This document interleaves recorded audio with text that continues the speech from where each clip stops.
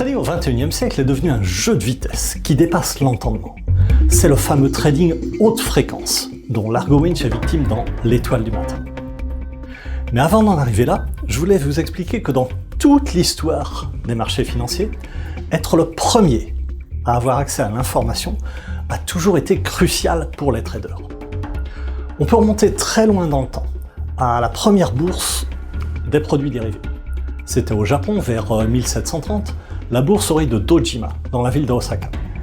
Et là, un trader du nom de Honma Munehisa, avait très vite compris l'importance de connaître avant tout le monde l'état des récoltes et le comparer au prix échangé à la bourserie. Ainsi, entre sa ville natale de Sakata dans le nord, dans la préfecture de Yamagata, et la bourserie d'Osaka, il avait établi un réseau de 100 hommes, un coursier tous les 6 km, qui se relayaient pour lui communiquer l'état des récoltes et les cours de la bourse avant tout le monde. Il y a bientôt 300 ans donc, le trading était déjà un jeu de vitesse. Alors de nos jours, on est passé à des moyens de communication bien plus sophistiqués.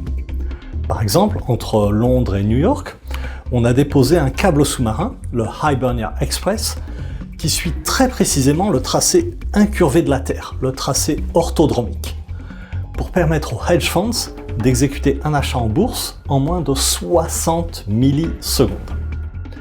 Il s'agit bien sûr de fibre optique, car la lumière est le moyen de transmission le plus rapide.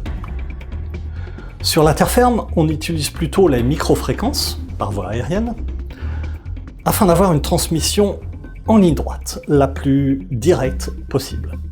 Ainsi, sur les 1200 km qui séparent New York de Chicago, près de 300 millions de dollars ont été investis pour dédommager les municipalités locales et leur faire accepter de construire des relais aériens afin de gagner quelques millisecondes. On est ainsi passé de 10 à environ 4 millisecondes entre New York et Chicago.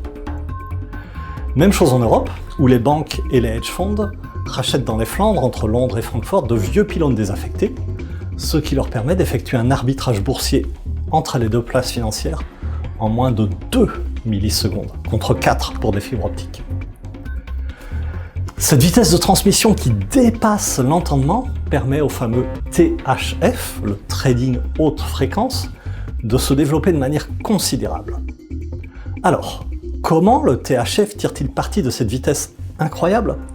On vous explique tout ça dans la vidéo suivante. À bientôt.